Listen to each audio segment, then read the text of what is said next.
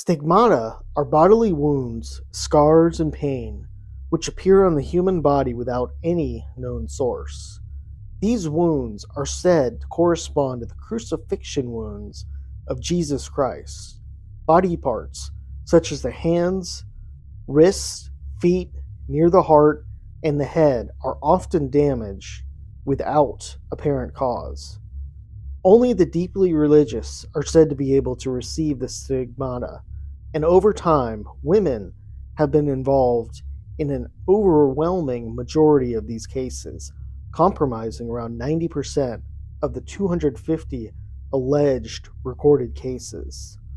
The stigmata is said to be both cumbersome and painful, and to occur most of the time alongside some form of religious visions or other religious gifts.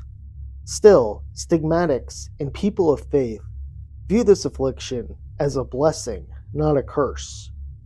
While there have been hundreds of cases of stigmatics in history, perhaps one of the most well-known and controversial today is the last person to perhaps receive the stigmata, an Italian man known as Francesco Borgione, or better known as Padre Pio. In today's episode, we will briefly examine Padre Pio, his religious gifts, as well as why some believe he faked them. Francesco Borgione, or Padre Pio, was born on May 25, 1887, in southern Italy to a small farming family. Pio's visions would begin as a young boy as he spent his childhood learning the Bible and helping out on the farm. He knew from an early age he wanted to dedicate his life to God, and after expressing his desire to enter the priesthood, his father would work extra to ensure Francesco would get private tutoring in order to pass the academic requirements for his school. In 1903, Francesco entered the priesthood, and 2 years later, at the age of 17, he would begin experiencing things. He was frequently sick with vomiting, exhaustion, and migraines. Many believe that during this time, this is when the strange phenomena really began. One of Pio's fellow friars alleged during that time that he saw him praying and levitating while doing so.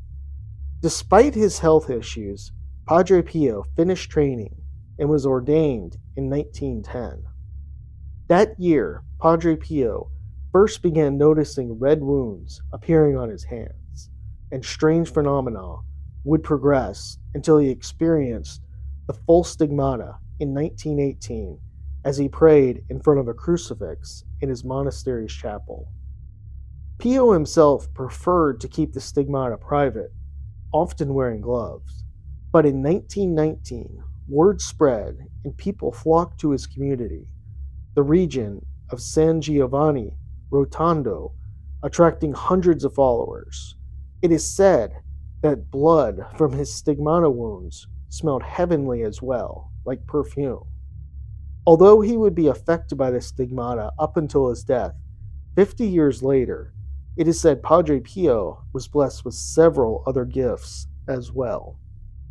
One such gift was the ability of bilocation, or the ability to be in two different places at the same time.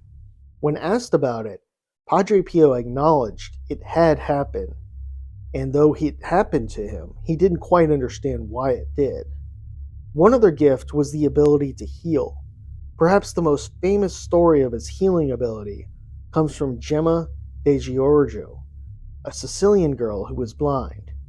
Born without pupils, after visiting Padre Pio, the young girl's blindness was cured. It is said also Padre Pio had the ability to prophesize. In 1947, a 27-year-old priest would give his confession to Padre Pio. Pio would tell him that he would ascend to the highest seat in the land one day. That young man, better known as Pope John Paul II, would be appointed to the most powerful religious position in the world in 1978. As his popularity grew due to his religious gifts, attention grew from the church. At first, the church attempted to limit his presence in public by preventing him from saying Mass. But once his community became outraged, they allowed him to. The church would launch several investigations into Padre Pio's religious gifts over the years, with some believing them and others not. This included two popes and the founder of Milan's Catholic University of the Sacred Heart that were skeptical. One priest, Agostino Gemelli, believed that Padre Pio was using chemicals on his skin. He believed that Pio learned about these during his time as a soldier. It should be noted, though, that Padre Pio and Father Gemelli got off on the wrong foot, as Padre Pio refused to meet with him in many of his initial requests. One other piece of evidence skeptics point to is the case of Gemma Galgani. Many allege that Padre Pio copied his writings from Galgani, a stigmatic who came before Pio. Some of these appear to be copied verbatim, and when asked about it, Padre Pio couldn't explain it. It should be noted that Padre Pio maintained his gift up until his death in 1968. Magdalena de la Cruz was a Franciscan nun in 16th century Spain. De la Cruz claimed to have received the gift of stigmatism and was celebrated for years, being honored as a living saint. However, on her deathbed, she would confess to faking the stigmata and other religious gifts.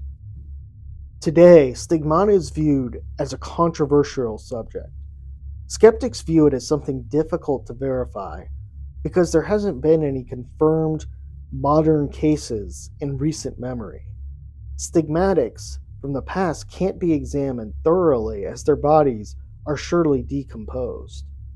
One other tricky factor is that the only way to truly verify someone would be to monitor them all day. This would ensure that they weren't harming or self-bruising themselves. Despite his popularity while alive, Padre Pio remains a controversial figure today. Regardless, the Church still recognizes him as a saint, not due to his religious gifts, but because of his devoted service to his community and to God.